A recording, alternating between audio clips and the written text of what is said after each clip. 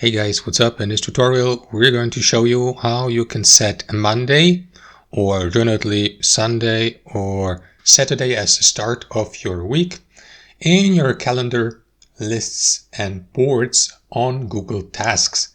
So let us get started.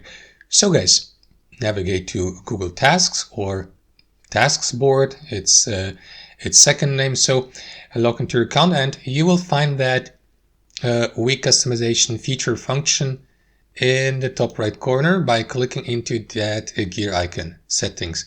And here guys, you will see that option start the week on Sunday, which is usually the default settings.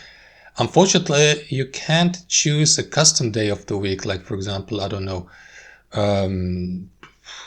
Tuesday or Friday, but you can switch between Monday, Sunday and Saturday by simply clicking through these options here, start the week.